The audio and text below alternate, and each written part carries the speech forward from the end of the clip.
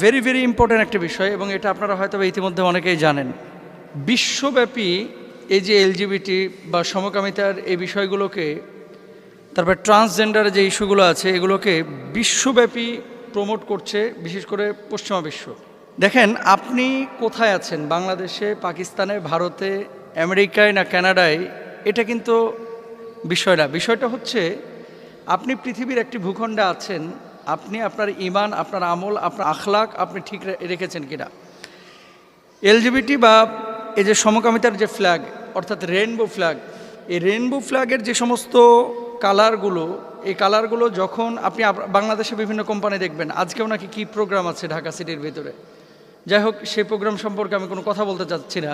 যদি এরকমই হয়ে থাকে তাহলে এই প্রোগ্রামগুলোকে আইনানুগভাবে, প্রশাসনিকভাবে এগুলোকে প্রতিরোধ করা উচিত। যদি কেউ এইরকম এলজিবিটি অথবা ট্রান্সজেন্ডার ইস্যু অথবা সমকামিতাকে প্রমোট করে। ফিফা যে কাজটি করেছে, আল্লাহ তাআলা কোরআনুল কারিমে কি বলছেন? কোরআনুল কারিমে আল্লাহ সুবহানাহু ওয়া তাআলা বলেছেন, ওয়া তাআওয়ানু আলাল বিররি ওয়াত তাকওয়া ওয়া লা তাআওয়ানু আলাল ইসমি ওয়াল উদওয়ান। সৎ কাজের ব্যাপারে আমরা একে অপরকে সহযোগিতা করব, অসৎ কাজের ব্যাপারে কেউ কাউকে সহযোগিতা করব না। দেখেন, সারা পৃথিবীতে প্রায় 190টার ওপরে দেশে ফুটবলের সম্পৃক্ততা আছে।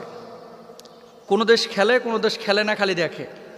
আমাদের বাংলাদেশ যেমন বিশ্বকাপ খেলে না, কিন্তু বাংলাদেশের দর্শক ওই আর্জেন্টিনার দর্শকদের চাইতেও বেশি পাগল।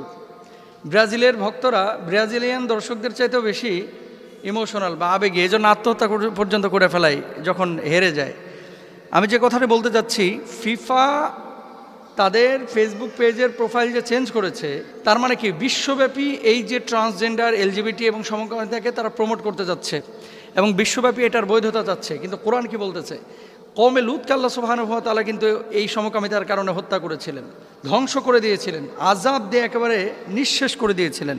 তো যেখানে আল্লাহ তাআলা পছন্দ করেন না, সেখানে ফিফা পছন্দ করলো কিনা বা কোনো ফুটবল কোম্পানি পছন্দ করলো কিনা, এটা আমার দেখার টাইম নাই। এটা মুসলমান দেখবে না।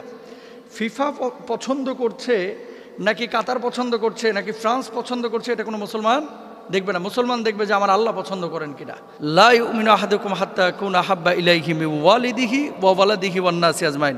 আর আল্লাহ এবং আল্লাহ রাসূলকে আপনি যে প্রকৃতভাবে পূর্ণাঙ্গভাবে ভালোবাসেন, এগুলোর প্রমাণ তো এখানেই। ফিফা যে কাজটি করেছে, সারা পৃথিবীর মুসলমানদের উচিত ফিফাকে বয়কট করা। আপনি বলবেন যে কি হবে, আপনারা বয়কট করে কি করবেনটা কি? আরে ভাই, আপনি তো আল্লাহর আদালতে বলতে পারবেন যে আমি আমার জায়গা থেকে প্রতিবাদ করেছি, আমি তাদের পেজ, যদি কেউ ফলো দিয়ে রাখেন তাহলে এই পেজ থেকে বের হয়ে যান, আনফলো করে দেন। ফিফাকে আমি ফলো করে রাখি নাই, কিন্তু সামনে কালকে নিউজ এসেছে, দেখেছি, আমার চোখেও পড়েছে। রেইনবো ফ্ল্যাগ, কাতারের বিশ্বকাপে আপনারা দেখেছেন, জার্মানি ফুটবলাররা তারা হাতে এই রেইনবো ফ্ল্যাগ রাখতে চেয়েছিল বা এই ধরনের সিমটম রাখতে চেয়েছিল। কাতার ডিরেক্ট না করেছে, বাস তোমরা খেললে খেলো, আমার দেশের আইন মেনেই খেলতে হবে, নাহলে চলে যাও, বাধ্য হয়েছিল।